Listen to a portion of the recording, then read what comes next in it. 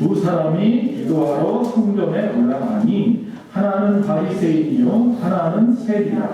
바리새인은 서서 따로 기도하여 이르되 하나님이여 나는 다른 사람들 곧 토색, 불의, 간음을 하는 자들과 같이 아니하고 이 세리와도 같이 아니함을 감사하나이다. 나는 일회에 2번씩 금식하고 또 소득의 11조를 드리나이다 하고 세리는 멀리 서서 감히 눈을 들겨 하늘을 쳐다보지도 못하고 다만 가슴을 치며 이르되 하나님이여 불쌍히 여기소서 나는 죄인이로소이다 하였느니라. 내가 너희에게 이르노니 이에 저 바리새인이 아니고 이 사람이 의롭다 하심을 받고 그의 집으로 내려갔느니라. 무릇 자기를 높이는 자는 낮아지고 자기를 낮추는 자는 높아지리라 하십니다. 아멘. 자, 오늘 하나님의 말씀 보겠습니다. 사도신경 강의 12번째 죄를 사하여 주시는 것과. 자, 먼저 죄라고 했습니다. 죄가 뭡니까? 죄가 뭐예요? 죄가 뭔지 알아요. 근데 말로 잘 표현하기 어려워서 죄가 뭐냐고 물어보면 성경에서 말하는 죄는 뭐예요? 하나님을 모르는 게 죄예요. 하나님을 모르는 게 죄예요. 하나님을 모르니까 범죄하는 거예요. 그러면 하나님을 모르는 게 죄라고 했는데 그 외에 우리가 세상에 살아가면서 이건 죄다, 이건 죄가 아니다 구별짓죠. 무슨 기준을 가지고 그렇게 구분을 짓습니까? 무슨 기준이 있습니까?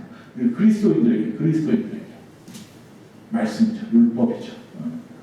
성경에 나와 있는 10계명을 포함한 613가지나 되는 말씀, 하라 하지 말라는 말씀이 기준이 됩니다.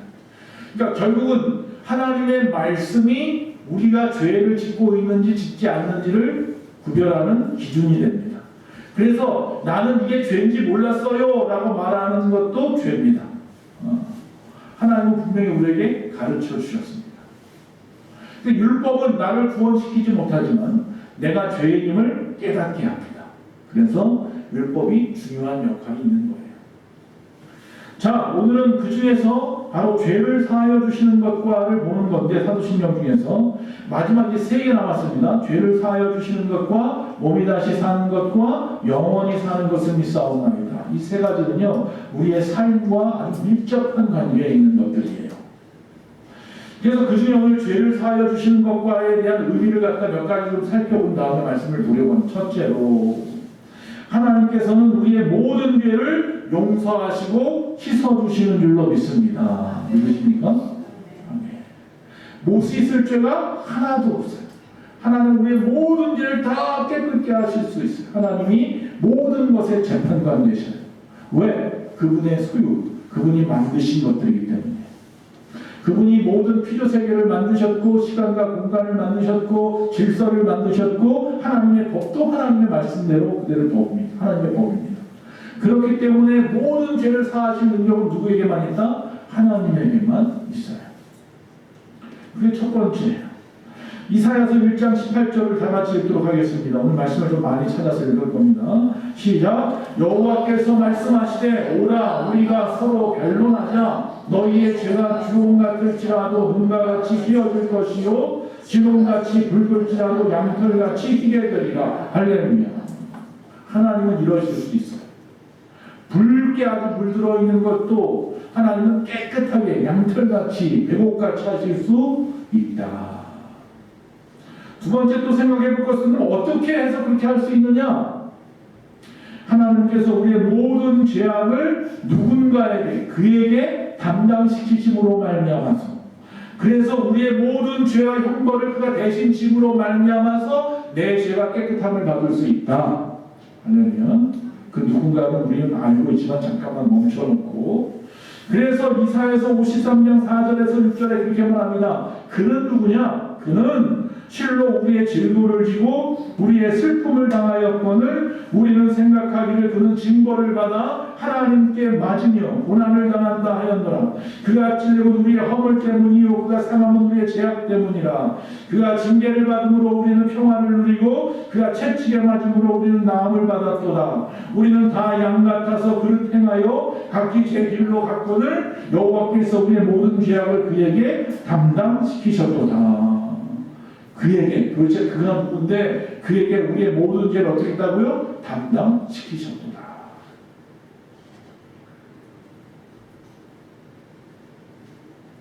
이 안이 지금 엄청 더워서 제가 지금 목이 벌써 막혀버렸어요.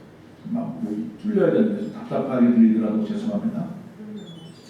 세 번째로, 자, 그가 누구냐? 그러면 그는이라고 했으니까 그는 누구냐? 메시아로 오시는 누구다? 예수님이시다. 메시아 예수.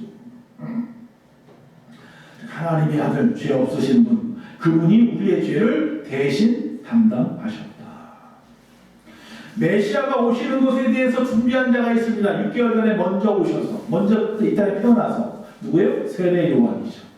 세례 요한이 그렇게 말합니다. 예수님을 바라보면서, 자기에게 세례 받으러 나온 예수님을 바라보면서, 보라, 세상 죄를 지고 가는 어린 양이다. 우리가 제사를 지낼 때, 그 당시에 번제 하나님 앞에 제물을 갖다 바칠 때 어린 양을 잡죠. 흠없는 어린 양을 잡아서 목을 따고 말이죠. 각을 떠서 내장을 다 걸집어내고 피를 갖다 다 쏟아내고 그리고 난 불살라가지고 하나님께 올려보내죠. 그 어린 양, 그게 누구다? 예수 그리스도 하나님의 아들. 네 번째, 그런데 이 예수님도 이 십자가가 바로 당신의 사명을 확실하게 선언하고 계신다는 사실이에요. 당신이 알고 있다. 내가 죽어야 너희가 산다는 것을. 내가 죽어야 너희의 죄가 깨끗해진다는 것을. 그래서 희생제물로 오셨다는 것을 스스로 알고 계시다는 거죠. 마태복음 26장 28절에 이것은 죄사함을 얻게 하려고 많은 사람을 위하여 흘리는 바 나의 피 곧 언약의 피니라. 예수님은 자신이 피 흘리지 않으면 죄사함이 없는 것을 알고 계셨어요. 그래서 바로 죄사함은 어디에만 있다? 오직 예수 그리스도 안에만 있다. 세상에 어떤 방법으로도 우리의 죄를 사할 수 있는 방법은 없고 오직 유일한 길이요 진리요 생명 되시는 바로 예수 그리스도만이 나의 죄를 사하실 수 있다. 예수님이 잡히시기 전날 밤, 목요일 밤에 마가다락 방에서 제자들을 모아놓고 마지막 만찬을 나누실 때에 떡을 떼면서 이것은 나의 살이다. 나의 죽으신 그 고난을 너희가 기억하라 그랬습니다. 또 포도주를 나누면서 이것은 나의 피니 이것으로 너희가 죄사함을 받았음을 깨끗함을 얻었음을 기억하고 기념하라. 그래서 그 이후로 지금까지 우리가 성찬 예식을 계속하고 있습니다. 당신은 다 알고 계셨습니다. 당신의 피 흘림만이 저들을 사할 수 있다는 것을. 여섯 번째, 바로 그 예수의 피가 죄사함의 근거가 됩니다. 왜 하필이면 피입니까? 피. 피는 생명이라 성경은 그렇게 말하고 있습니다. 에베소서 1장 7절입니다. 우리는 그리스도 안에서 그의 은혜의 풍성함을 따라 그의 피로 말미암아 속량구 죄사함을 받았느니라. 하나님이 정하신 법이에요. 그래서 최초의 제사 지냈던 아벨이 아담과 하와의 아들 아벨과 가인이 하나님의 제사 지낼 때 아벨은 피의 제사를 지냈죠. 그래서 하나님이 그의 제사를 받으셨다는 거예요. 여러분 셰익스피어의 맥베스라고 하는 그 소설이 있죠. 거기에 보면 그 부인이 있는데, 맥베스의 부인이 있는데 부인이 자기 남편을 죽였어요. 손에 피가 묻었어. 어떻게 해요? 깨끗이 씻어요. 근데 깨끗이 이미 씻어가지고요. 더 이상 손에 피가 안 보여요. 근데 이 사람은 매일같이 손을 빡빡 씻어요. 비누로도 씻고 향수도 뿌려보고 아, 내 손에서 아직도 피의 냄새가 없어지지 않는구나. 이 피린내를 없어지는 비누는 없을까? 계속 좋아해요. 아무도 몰라요. 자기만 아는데도 불구하고 끊임없이 손을 닦아요. 마치 예수님을 갖다가 십자가 매달게 했을 때 본디오 빌라도가 어떻게 합니까? 예수님을 갖다가 죽이라고 내주면서 나는 상관이 없다고 손을 닦는 것처럼 손을 깨끗이 씻으려고 아무리 해도 안 돼. 여러분 이 세상에 그 어떤 것도 우리의 죄를 씻을 수 없습니다. 십자가에 흘리신 당신의 아들 예수 그리스도의 피 외에는 어떤 방법으로도 우리의 죄를 씻어낼 수가 없어요. 일곱 번째, 우리가 예수님을 믿을 때 우리의 죄는 그분에게 옮겨지고 죄의 전가라고 해요. 우리의 죄가 그분에게 옮겨져요. 제사 지낼 때도 구약에서 제사 지낼 때 양을 잡을 때 양을 갖다 죽이는 것은 주인이에요. 양을 데리고 온 자가 양을 죽입니다. 그러면서 자신의 모든 죄를 그에게 전가시켜요. 이 양이 나의 모든 죄를 지고 죽으러 갑니다. 그와 같이 예수님이 모든 죄를 전가받아요. 그러면 우리는 뭘 받아요? 그는 의로운 자잖아요. 하나님의 아들, 죄 없으신 분이에요. 그분의 의가 우리에게 전가돼요. 할렐루야. 그래서 나는 뭐가 돼요? 의로운 자가 돼요. 의는 없나니 하나도 없다고 했지만 우리는 뭐예요? 하나님으로부터 의롭다고 칭함을 받은 죄인인 거예요. 아직은 죄인이죠. 천국 갈 때까지도 우리 죄인. 그러나 의롭다고 칭하여 주신 거죠. 자, 7번째, 그래서 예수님을 믿을 때 우리의 죄는 그분께 옮겨지고 그분의 의는 우리에게 옮겨집니다.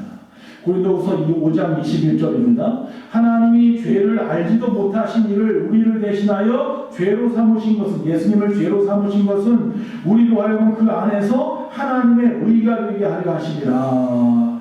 하나님의 의가 되게 하려고.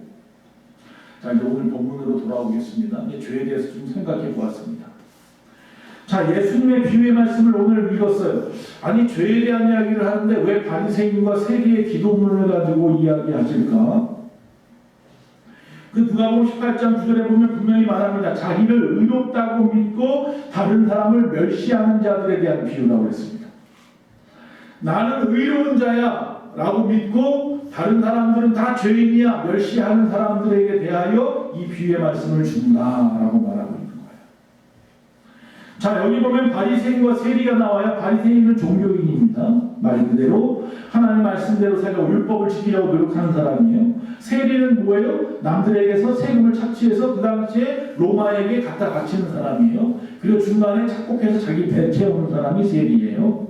그러니까 세리는 그 당시에 많은 사람들이 매국노라고 했던 사람이고, 바리새인은 사람들로부터 존경받는 종교인이었는데, 그런데 오늘 말씀해 보니까 이 존경받는 랍비 선생이고 스스로 위롭다고 생각하는 바리새인이 하나님 앞에 이렇게 기도합니다. 하나님이여, 나는 다른 사람들 곧 토색, 불의, 간음을 하는 자들과 같이 아니하고 이 세리와도 같이 아니함을 감사하나이다. 옆에서 세리가 저 구석에서 기도하고 있는데 그 세리를 바라보고 하나님을 향해서 서가지고 손을 들고 기도하는 거예요. 바리새인, 저 세리와 같지 않음을 감사합니다. 나는 일주일에 2번씩 금식하고 또 소득의 11조를 드리나이다. 그렇게 기도를 해요. 그러면 이 로마 정부의 앞잡이라고 하는 매국노라고 하는 이 세리는 어떻게 기도하나 봤어요?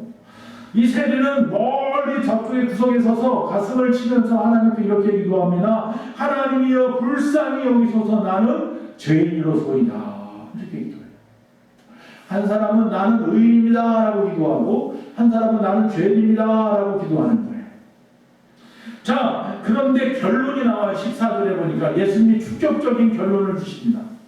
내가 너희에게 이르노니 이제 저 바리새인이 아니고 이 사람 세리가 의롭다 하심을 받고 그의 집으로 내려갔느니라. 무릇 자기를 높이는 자는 낮아지고 자기를 낮추는 자는 높아지리라 하시니라.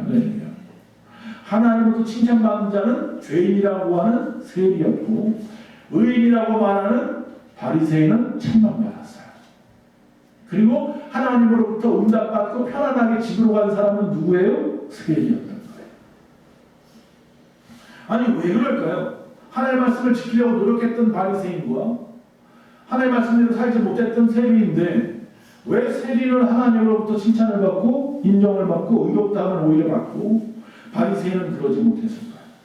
세 가지를 볼 겁니다. 첫째로, 하나님은 다른 차원에서 죄를 보고 계신 겁니다. 우리가 바라보는 관점이 틀려요. 달라요. 우리가 보기에 우리가 인간이 보기에 바리새인들은 존경받는 모범 시민이었고, 세리는 동족의 돈을 갖다가 착취하는 나쁜 사람이었음에도 불구하고, 그러나 바리새인이 아닌 세리가 의롭다함을 받았다라고 하는 것은 하나님은 사람의 겉모습을 보는 것이 아니고 그 중심을 보시느니라. 즉, 바리새인은 남에게 보이는 거예요. 보이기 위해서 실조도 하고, 보이기 위해서 기도 생활도 하고, 남들에게 칭찬받으려고 보이기 위해서 금식도 하고 예배도 드리고 있는 거예요. 소리 지르면서 떠나가라, 사람들이 나 좀 봐라 그러면서. 그러나 상대적으로 이 하나님 앞에 이 세리는 근본적으로 차원이 달라요. 이 사람은 하나님 앞에 죄인임을 깨달은 사람이에요. 즉, 죄성을 알아요. 내 안에 죄성이 있음을 깨달아 아는 자예요. 이게 중요한 거예요. 그래서 성경은 모든 사람이 죄를 범하였지만, 즉 바리새인도 죄를 범하였고 세리도 죄를 범하였지만 하나님의 영광에 이르지 못한다. 의인은 없나니 하나도 없다 그랬어요. 다 죄인이에요. 죄 없는 사람은 하나도 없어서 스스로 의로워질 수 있는 방법은 아무도 없어요. 오직 하나님만이 의롭게 해주셔야 돼요. 이사야서 64장 6절에 무릇 우리는 다 부정한 자 같아서 우리의 의는 다 더러운 옷 같으며 우리는 다 잎사귀같이 시들므로 우리의 죄악이 바람같이 우리를 몰아가나이다 그랬습니다. 자, 여기에 보니까 우리가 의롭다고 말하는데 이 우리가 말하는 의, 나 이렇게 열심히 사는데, 나 신앙생활 남들보다 열심히 하는데, 이렇게 하는데 나는 그래도 저 사람보다 낫겠지라고 하는 그 의가 뭐예요? 다 더러운 옷 같다. 다 더러운 옷 같다. 이게 원어의 뜻이 뭔지 아십니까? 피고름을 닦는 헝겊이에요. 이 더러운 옷이 원어의 뜻은. 여자분들 그 월경할 때 그 피 닦는 헝겊이에요. 이 뜻이. 그러니까 나는 깨끗해, 나는 의로워 라고 하지만 네가 입고 있는 그 의라고 하는 옷이 하나님 보시기에는 피고름이 낫지 않은 그런 더러운 헝겊 조금만도 못한 거야. 우리가 그렇다는 거예요. 우리가 아무리 깨끗한 옷을 입어도 하나님이 볼 때는 너무 더러워서 꼴보기도 싫은 거예요. 냄새도 맡기 싫은 거예요. 우리 한 사람 한 사람을 보면 근본적으로 차원적으로 하나님이 바라보는 우리와 우리가 하나님 앞에 보여지는 나는 전혀 다른 빗나가 버렸어요. 하나님의 눈앞에 더 이상 의로운 것은 없어요. 그래서 중요한 것은 이 죄인이라고 하는 이 세리가 의로워진 이유는 깨달았기 때문이에요. 자기의 죄성을 깨달았기 때문에. 바리새인은 그걸 깨닫지 못하고 있는 건 아직도. 외식하는 자, 더러운 자, 패칠한 무덤같이 그 안은 다 썩어 빠뜨러진 것만 있으면서 겉에만 하얗게 외칠해서 나는 깨끗해 라고 말하는 것과 같은 거예요. 정신과 의사가 환자를 치료할 때에 그 치료에 어떤 분수령이 되는 부분이 있답니다. 그 털을 딱 보면 이 사람은 치료받겠구나, 이 사람은 아직도 멀었구나를 아는 데 있어요. 어느 시점이냐면요, 자신이 정신이 좀 비정상이라고 생각하지 않고 끝까지 정상이라고 옮기면 이 사람은 고칠 만한 여지가 없는 거고요. 어느 순간 이 사람이 정상이라고 고집하다가 어느 한순간에 스스로 비정상이었음을 깨닫는 순간이 온다는 거예요. 그때가 그가 고침을 받는 순간이 되는 거예요. 예를 들어서 거식증 환자가 있어요. 키는 한 170, 180 가까이 크고 근데 체중 한 20kg도 안 나가는 거식증 환자가 있는데 스스로 나는 아직도 배가 불러, 나는 아직도 비만이야 라고 한다면 못 고치는 거예요. 이 사람은 아직도. 그런데 스스로 느끼는 거예요. 내가 비정상이구나. 그것을 깨닫는 순간 그는 고칠 수 있는 여력이 있는 거예요. 그런 사람들은 의사가 적극적으로 붙어서 고치려고 도와준다는 거죠. 그런데 아직까지도 나는 아직도 배고파요, 나는 아직도 뚱뚱해요 라고 말하고 있으면 아직 멀었다는 거예요. 못 고친다는 거예요. 아직도. 또 더 기다려야 돼요. 우리의 죄성도 그와 같습니다. 우리는 이미 이 땅에 태어나면서부터 원죄로부터 처음부터 죄의 경향성을 가지고 유전적으로 가지고 태어난 인간들입니다. 그래서 누구나 다 비정상적입니다. 근데 그것을 인정하려 하지 않는다는 거예요. 세상에 많은 사람들이. 바리새인은 하나님 앞에서 자신이 비정상적인 것을 깨닫지 못하는 거고, 여기 있는 세리는 자신이 비정상적인 것을 깨달았다는 거예요. 바리새인은 자기의 죄성, 즉 자신의 원래 모습을 보지 못했고, 세리는 자기의 죄성, 즉 자기 안에 있는 더러운 것들을 보았다는 거예요. 그게 하나님으로부터 의롭다함을 받느냐 받지 못하느냐의 차이인 거예요. 예수님이 팔복의 설교를 하십니다. 우리가 잘 압니다. 마태복음 5장 3절에 심령이 가난한 자는 복이 있나니 천국이 그들의 것이라 라고 말씀하셨습니다. 자신의 빛나는 모습을 깨닫고 가슴을 치며 통회하는 이 세리와 같은 사람이 바로 누구예요? 심령이 가난한 자예요. 이 사람들은 복이 있어요. 왜? 주님이 건드려 주십니다. 그때부터. 세리는 말합니다. 하나님이여 저를 불쌍히 여겨주시옵소서. 나는 죄인입니다. 나의 죄성을 이제야 깨달았습니다. 나는 내가 정상적인 줄 알았는데 내가 비정상적이었습니다. 남들도 다 나와 똑같은 것 같아서 나도 그냥 그런가 보다 했는데 이게 얼마나 더럽고 추한 것인지 이제야 깨달았습니다. 하나님 나를 긍휼히 여겨 주시옵소서. 할렐루야. 두 번째, 하나님은 상하고 통해하는 마음을 찾고 계신다. 오늘도 여기 여러분이 앉아 계시지만 여러분들 속에서 하나님이 찾으시는 자는 상하고 통해하는 마음을 가진 자예요. 세리와 같이 심령이 가난한 사람은 하나님 앞에서 바로 상하고 통해하는 마음으로 나아온 사람이에요. 하나님은 스스로 의롭다고 생각하는 사람은 물리치시고 상하고 통해하는 마음을 찾으시는 분이다 라는 겁니다. 다윗이 왕입니다.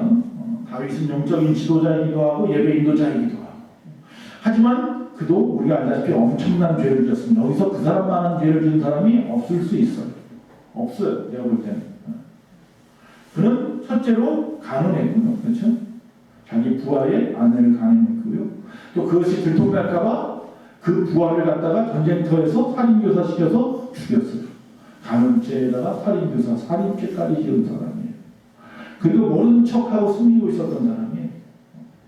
그러다가 나단이라고 하는 선지자가 너 죄인이라고 깨닫게 하는 순간, 그 순간에 그가 뭐 한 거예요? 자각했어요.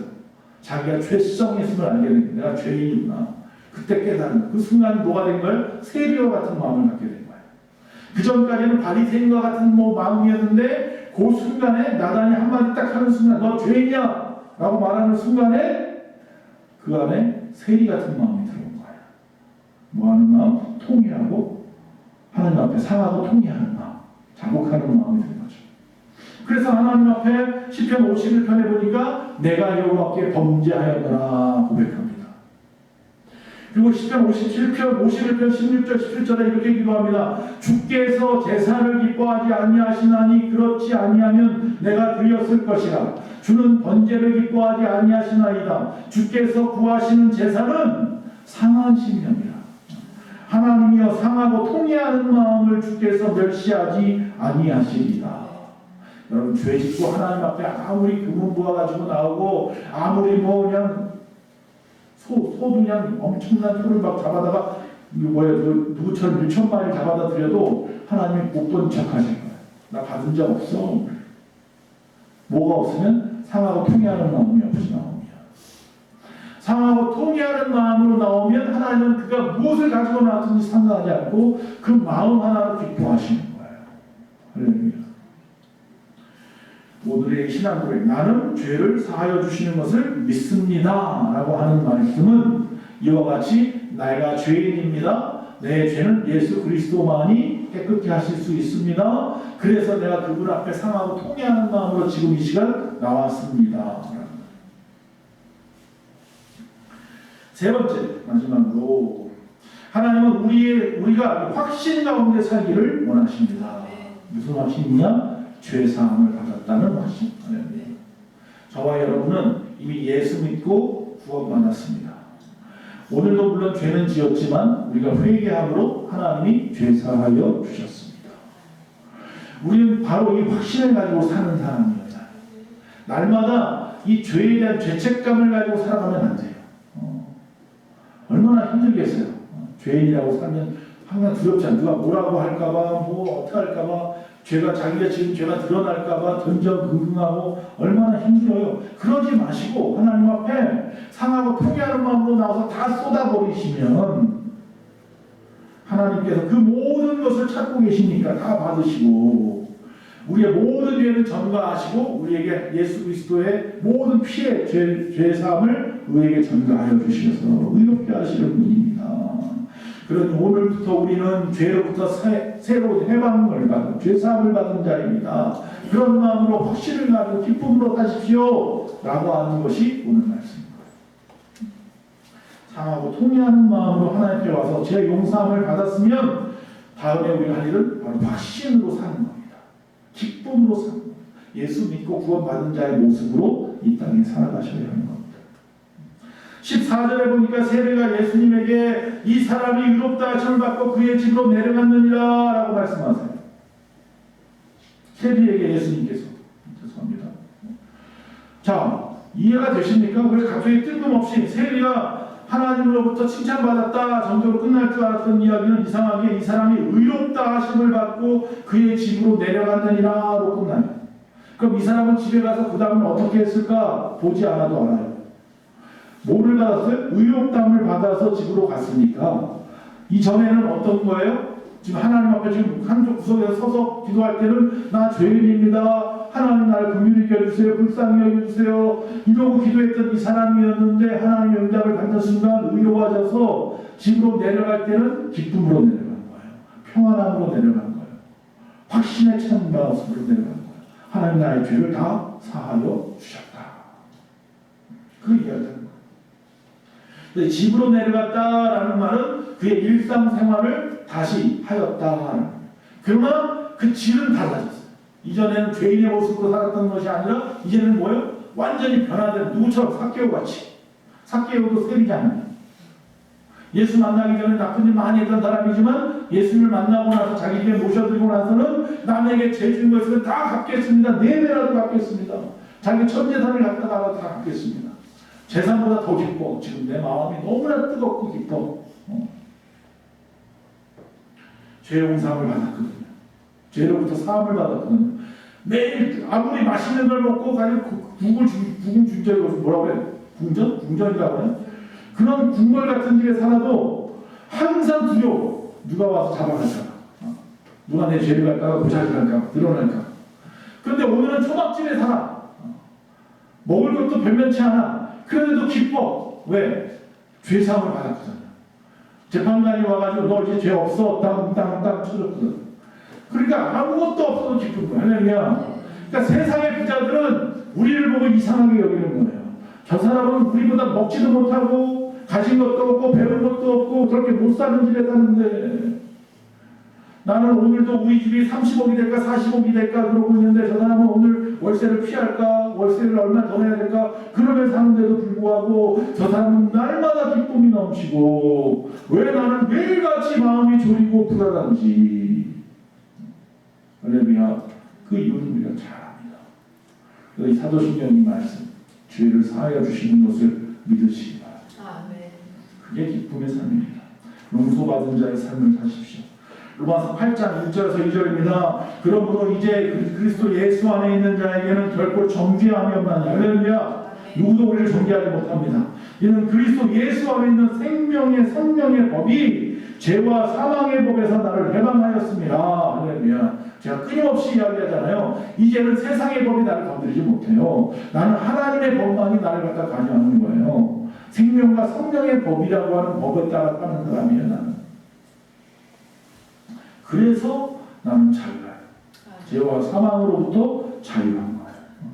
로마서 8장 3절에서 4절 율법이 육신으로 말미암아 연약하여 할 수 없는 그것을 하나님은 하시나니 세상에 그 누구도 할 수 없는 죄사함의 일을 누구는 하죠? 하나님은 하시나니 곧 죄로 말미암아 자기 아들 죄 있는 육신의 모양으로 이 땅에 보내셔서 육신의 죄를 정하사 육신을 따르지 않고 그 영을 따라 행하는 우리에게 율법의 요구가 이루어지게 하려 하심이니라. 할렐루야.